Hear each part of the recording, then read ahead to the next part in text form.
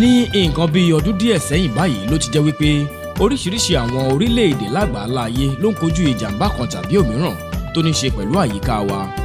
Ọ̀pọ̀lọpọ̀ irúfẹ́ àwọn ìjàmbá àyíká bẹ́ẹ̀ ló máa ń jẹ́ àfọwọ́fà àwọn ọmọ ènìyàn tí wọ́n sì máa ń fi ọ̀pọ̀ ìgbà mú ẹ̀mí àti dúkìá lọ. Ìpínlẹ̀ Ògùn ní orílẹ̀-èdè Nàìjíríà náà kò ṣàì fojúkoná àwọn irúfẹ́ ìjàmbá yìí ní pàápàá jùlọ ìjàmbá omíyalé. Lára àwọn okùnfà ìjàmbá àyíká tó tún máa ń kojú àwùjọ wa náà la tún ti rí àwọn èéfín, dídá ilẹ̀ káàkiri àyíká láì bìkítà àti pípa igbó run.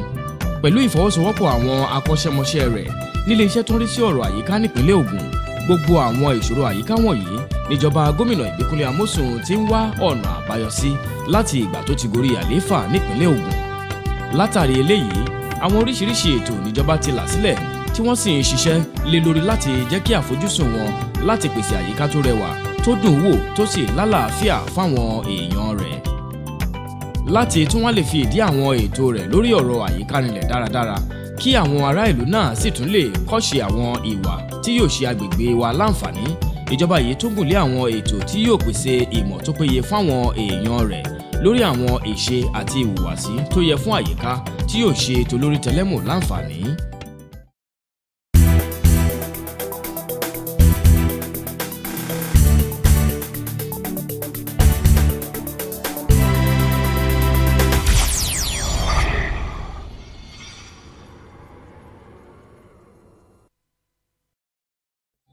Iṣẹ́ àkànṣe tíjọba ìpínlẹ̀ Ògùn pè ní ẹ ṣe ìmọ́tótó ìpínlẹ̀ Ògùn jẹ́ ọ̀kan lára àwọn ètò pàtàkì tíjọba tó wà lóde báyìí nípínlẹ̀ Ògùn kò fi ọwọ́ yẹpẹrẹ mú o, ní pàápàá jùlọ pẹ̀lú ìmọrírì pàtàkì àyíká tí kò lẹ́gbin fún ìlera àwọn èèyàn rẹ̀ àti ìdènà àwọn ìjàmbá lóríṣiríṣi. Nídìí èyí, àwọn ètò lọ́lọ́kan-ò-jọ̀kan níjọba yìí tún gùn lé. Lára wọn láti rí ṣíṣe ẹwà àwọn ojú pópónà wa, pípèsè àwọn panumọ́ ìdalẹ̀sí káàkiri àwọn agbègbè wa, kíkó àwọn ìdọ̀tí táwọn ará ìlú bá lò jọ lójoojúmọ́, ríra ọ̀pọ̀lọpọ̀ ọkọ̀ àti irinṣẹ́ ìkólẹ̀kódọ̀tí, ìgbékalẹ̀ ètò ìkólẹ̀kódọ̀tí olóṣooṣù àti bẹ́ẹ̀ bẹ́ẹ̀ lọ. Nítorí náà kò jẹ́ ìyàlẹ́nu wípé ní báyìí àwọn àyíká wa tún ti dùn ún wò sí pẹ̀lú gbogbo àwọn akitiyan ìjọba yìí. Èròǹgbà ìjọba lórí eléyìí ni láti fi àṣà pàtàkì ìmọ́tótó àyíká rinlẹ̀ láàrin àwọn èèyàn rẹ̀. Ìjọba yìí tún rí dájú wípé àwọn ará ìlú kò fi ọwọ́ yẹpẹrẹ mú òfin ètò ìkólẹ̀kódọ̀tí olóṣooṣù yìí rárá, tó sì jẹ́ wípé ìjọba fúnra rẹ̀ ń ṣe àmójútó ètò náà lóòrèkóòrè. Gbogbo akitiyan yìí wá láti rí dájú wípé àwọn ará ìlú náà mú ètò ìlera wọn lókùnkúndùn nípa ṣíṣe ìmọ́tótó àwọn agbègbè wọn ní gbogbo ìgbà. Síwájú sí i, Ọlọ́run ọba fi ojú ọjọ́ tó dára jíǹkí ìpínlẹ̀ Ògùn, eléyìí tó sì tún ṣe àǹfààní fún àwọn nǹkan ọ̀gbìn rẹ̀. Nítorí náà, ṣíṣe ìmúlò àwọn àǹfààní ńlá yìí yóò tún mú kí ìlera ó jọba láàrin ìlú, tó sì tún ń ṣàǹfààní fún àwọn ọ̀dọ́ tí kò níṣẹ́ lọ́wọ́. Láti wá tún jẹ́ kí àwọn akitiyan ìjọba wọ̀nyí kó tún so èso rere sí i, ọ́fíìsì aya gómìnà Ìyáàfin Olúfúnṣọ́ Amósùn pẹ̀lú ìfọwọ́sowọ́pọ̀ ilé iṣẹ́ tó ń rí sí ọ̀rọ̀ àyíká nípínlẹ̀ Ògùn jíjọ jùmọ̀ ṣagbátẹrù ètò ìpàdé ńlá pàtàkì àti ìdánilẹ́kọ̀ọ́ lọ́jọ́ méjì kan lórí àtiṣe ìgbélárugẹ àyíká wa, eléyìí tí wọ́n pe àkọlé rẹ̀ ní Ogun State Nigeria Goes Green. Lára àwọn àfojúsùn ìpàdé náà ni ṣíṣe àwárí àwọn ọ̀nà àti ìṣe tó dára jùlọ láti ṣàmúlò àwọn ètò ìjọba àti àwọn iléeṣẹ́ tí kìí ṣe ti ìjọba fún ṣíṣe ìgbékalẹ̀ àwọn ètò àyíká fún ìgbélárugẹ ìlọsíwájú àyíká wa. Líla àwọn ọ̀nà tó yẹ sílẹ̀ fún àjọṣepọ̀ àwọn iléeṣẹ́ ìjọba àti àwọn tí kìí ṣe ti ìjọba, eléyìí tí yóò fààyè gba kí àwọn olùdáṣẹ́sílẹ̀ nílẹ̀ yìí àti látòkè òkun lè lọ́wọ́ sí iṣẹ́ àkànṣe yìí. Ṣíṣàmúlò ìdí pàtàkì láti tún fi lè jẹ́ kí àwọn ará ìlú ní ìmọ̀ tó yẹ lórí àwọn ìṣòro tó lè kojú agbègbè wọn àti àwọn ohun tí wọ́n lè ṣe láti kojú àwọn ìṣòro bẹ́ẹ̀ fún ìlera wọn. Ètò ìpàdé ńlá pàtàkì náà tó wáyé ní ọjọ́ ìṣẹ́gun ọjọ́ 23 sí ọjọ́rú ọjọ́ 24 oṣù kẹrin ọdún 2013 náà ni wọ́n bẹ̀rẹ̀ pẹ̀lú ìrìn ṣíṣe àfihàn ètò náà ní ọjọ́ sátidé 20 oṣù kẹrin ọdún 2013 ní olú ìlú ìpínlẹ̀ Ògùn lábẹ́òkúta. Ìrìn náà ni wọ́n bẹ̀rẹ̀ láti pápá ìṣeré Moshood Abiola Stadium ní Kútọ̀ lọ sí ìta Ìyálóde ní Òkè Ṣòkòrì. Ọ̀pọ̀lọpọ̀ àwọn ará ìlú ló darapọ̀ mọ́ gómìnà Ìbíkúnlé Amósùn àti ìyàwó rẹ̀ àti àwọn ọmọ ìgbìmọ̀ ìjọba yìí láti ṣe ètò pàtàkì yìí.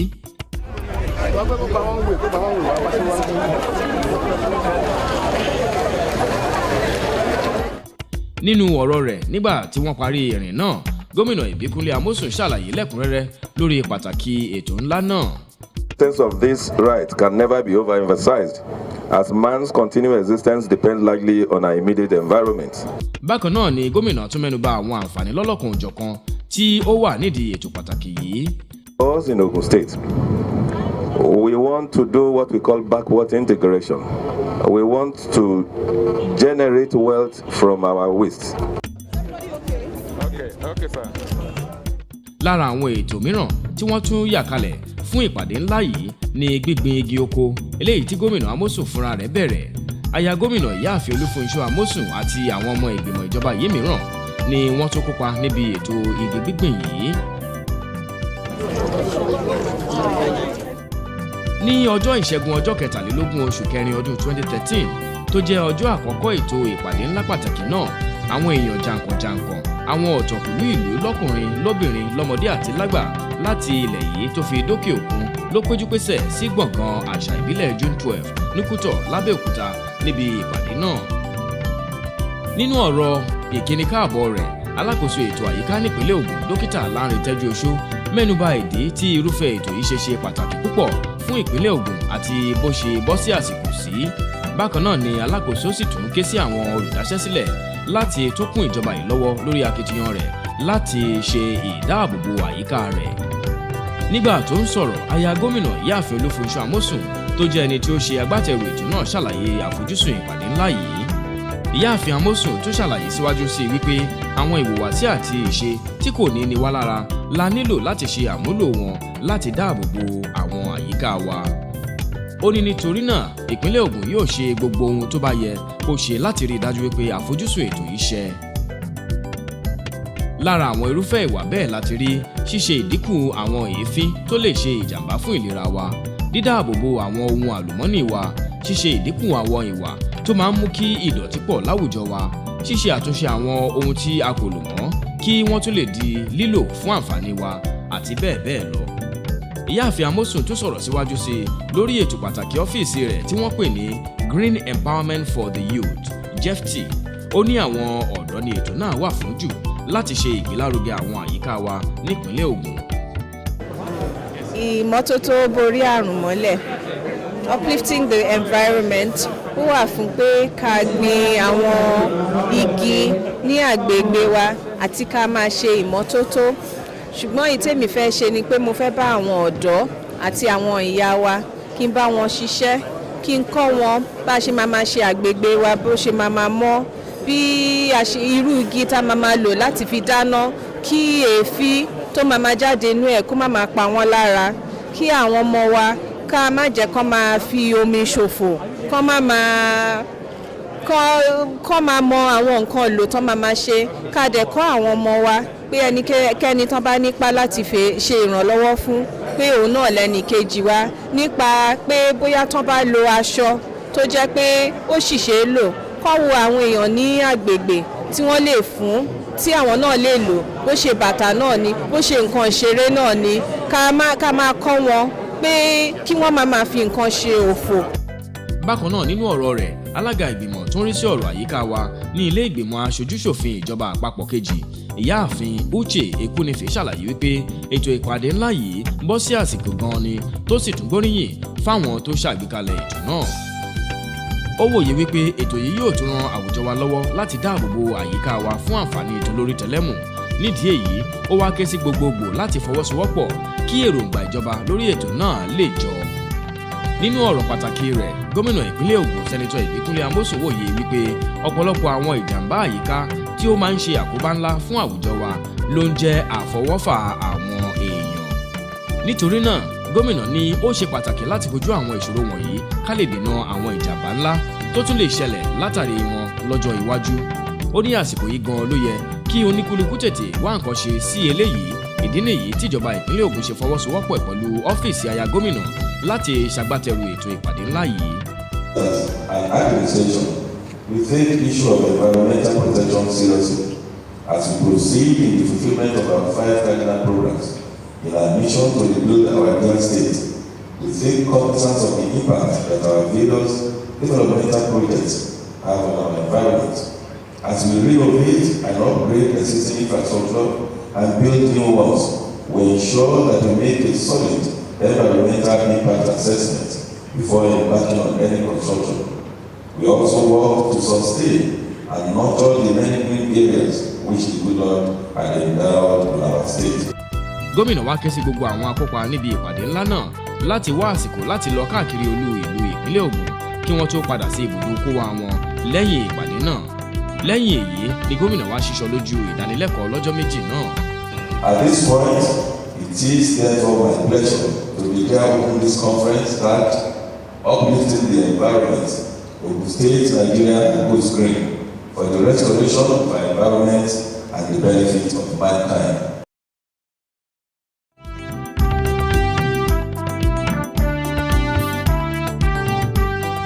Dókítà Newton Jibuna tó jẹ́ alága kejì fún ọjọ́ kìíní ìdánilẹ́kọ̀ọ́ náà ṣàlàyé wípé àfojúsùn ìjọba fún ètò ńlá yìí ni láti lè fi dáàbò bo ẹ̀mí àwọn èèyàn rẹ̀. Nítorí náà ó ké sí tolórí tẹlẹ́mù láti gbé ètò náà lárugẹ. Going green is about our lives. It's about the air we breathe. It's about the food we eat. And it's about the water we drink.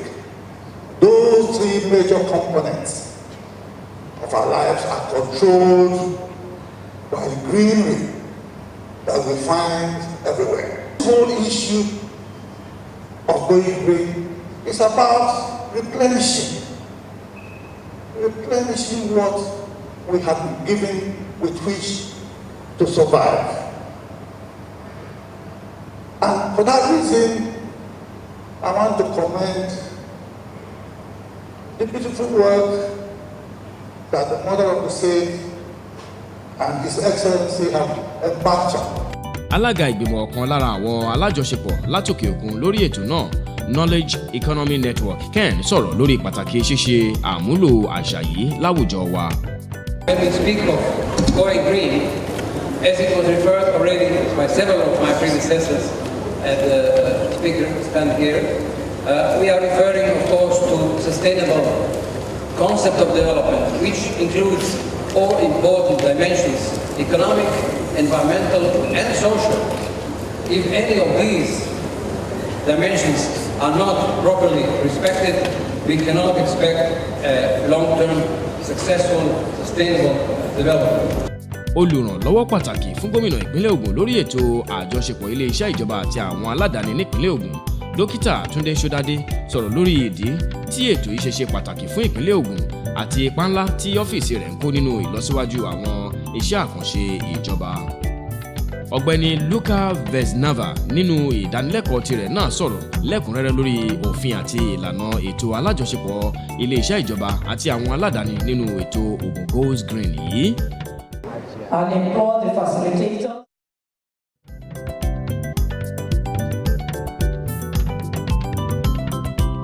Olùdánilẹ́kọ̀ọ́ àkọ́kọ́ ní ọjọ́ kejì ìpàdé ńlá yìí ni Dókítà Patrick Kowama tó sọ̀rọ̀ lórí àwọn ìgbésẹ̀ àwọn iléeṣẹ́ ńláńlá láti ṣèrànwọ́ fún ètò Going Green àti àwọn iṣẹ́ tó ní ṣe pẹ̀lú àwọn ètò àjọṣepọ̀ ìjọba pẹ̀lú àwọn aládàáni.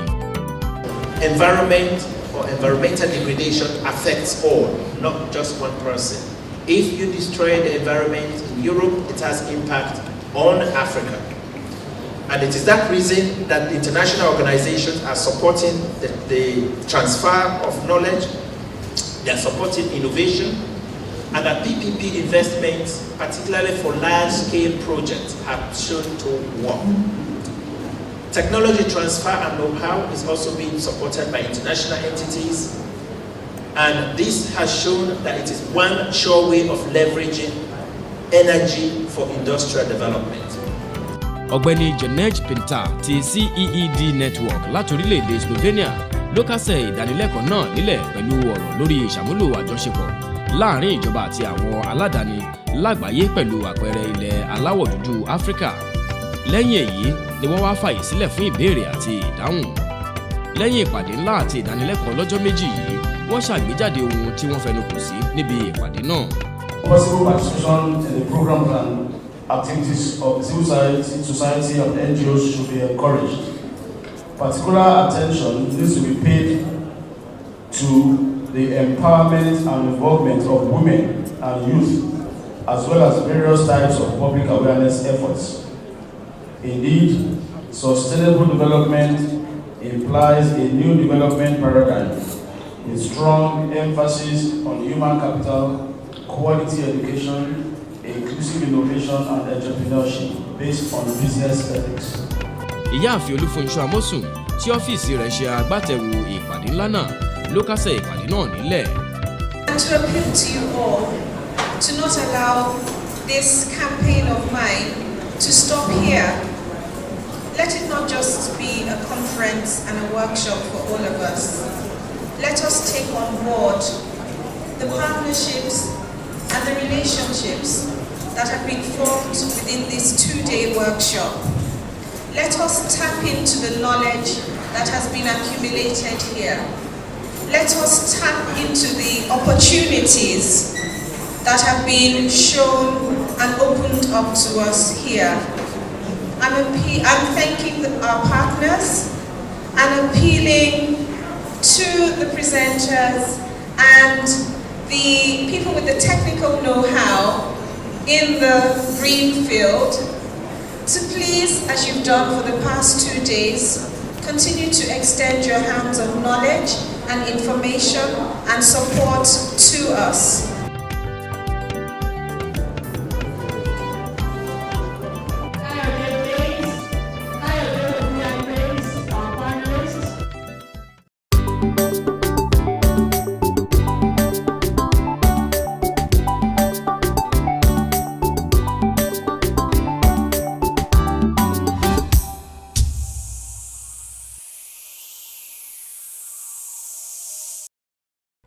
Yorùbá bọ̀ wọ́n ní ìlera lọ́rọ̀, a kò lè fọwọ́rọ́ pàtàkì àyíká tó mọ́ tónítóní tó lálàáfíà sẹ́yìn nínú ìlọsíwájú àwùjọ káwùjọ.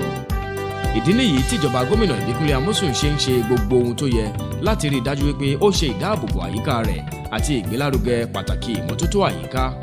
Látàrí èyí, oríṣiríṣi ìgbésẹ̀ ni ìjọba yìí ń gbé tí ọ̀pọ̀lọpọ̀ sì gbàgbọ́ wípé àwọn ìgbésẹ̀ akọni. Ìgbésẹ̀ tí Ogun State tí ìyàwó gọ́vnà àti àwọn gómìnà ìlú Ògùn wọ́n ń ṣe ìgbésẹ̀ gidi ni tó ń sọ pé kí gbogbo wa kí a máa gbin igi sí àyíká wa nítorí pé àǹfààní púpọ̀ wà nínú igi. Tí a bá gbin igi tí igi yẹn bá ń wù á máa fún wa ní atẹ́gùn táwa mí, èyí táwa náà ń gbé jáde òun náà máa lò á máa fi gbogbo àwọn mọ́tò lérúkú yẹn á máa gba gbogbo eruku yẹn sára, á lè gbégbé ilé ayé àlàáfíà.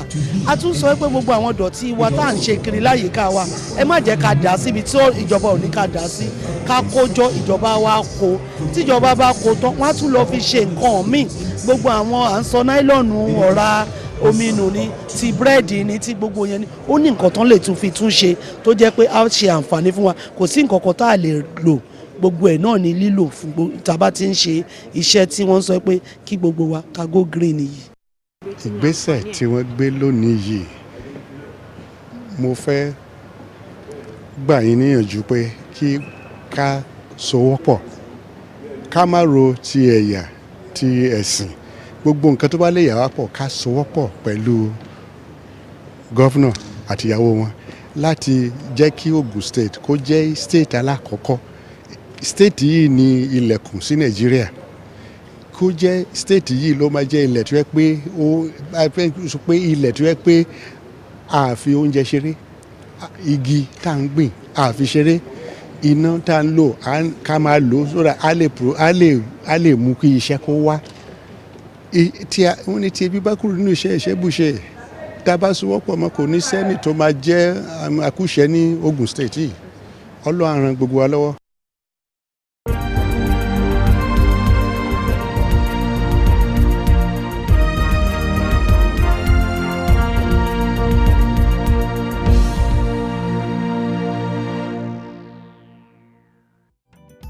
Ní ọjọ́ ajé ọjọ́ 29 oṣù kẹrin ọdún 2013, àwọn aṣojú àwọn òǹtajà àti àwọn onílé nípínlẹ̀ Ògùn kàn sí gómìnà Ìbíkúnlé Amósùn lọ́fíìsì rẹ̀ lókè Mọ̀sán.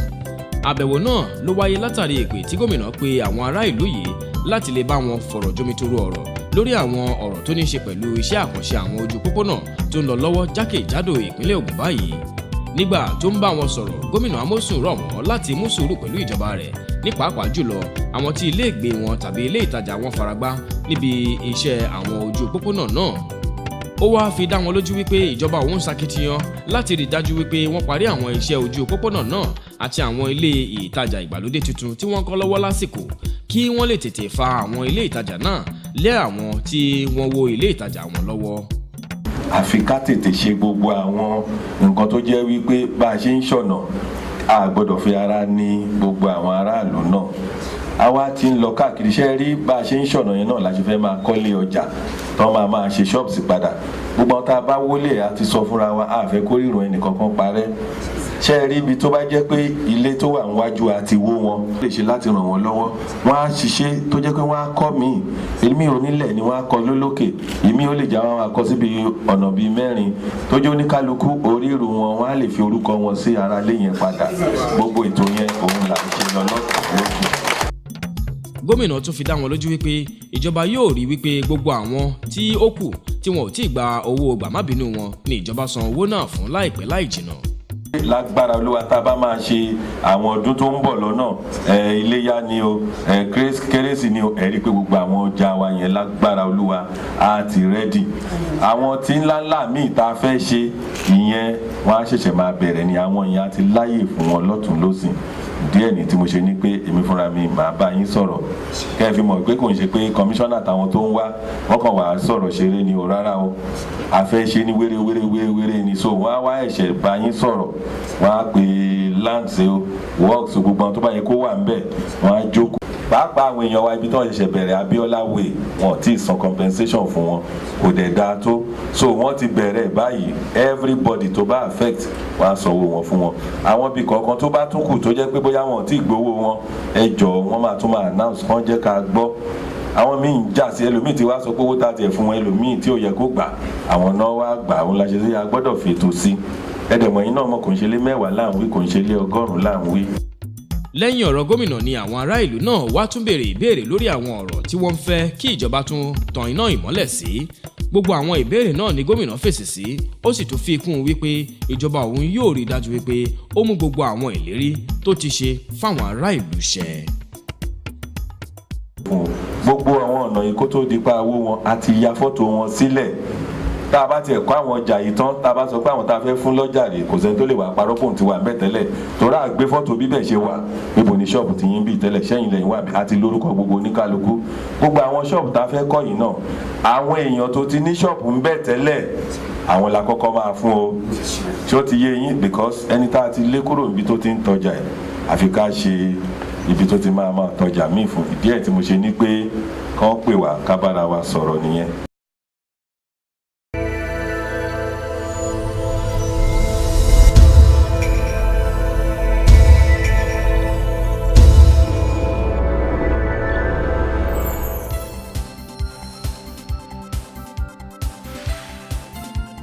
Lórí abala ètò yìí lónìí a rí ìwé yìí gbà láti ọ̀dọ̀ Mọ́sún láti ìlú Ọ̀tà.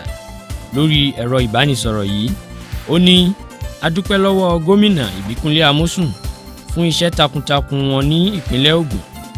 Ọlọ́run á máa ràn wọ́n lọ́wọ́ òkè òkè ní ọlá wọn á máa lọ. Mo wá ń fi àsìkò yìí bẹ̀ gómìnà olóríire wa kí wọ́n bá wa ṣe ọ̀nà tó jọjú ní Ọ̀tà. Ẹ ṣeun o. Fún ìbéèrè tàbí àlàyé ẹ kọ̀wé sí orí nọ́mbà ẹ̀rọ ìbánisọ̀rọ̀ tí ó wà lójú ìwòran yín yìí tàbí sí orí ímeèlì wa tí ẹ̀ ń wò yìí. Ọmọ Ògùn Ìṣẹ̀yà.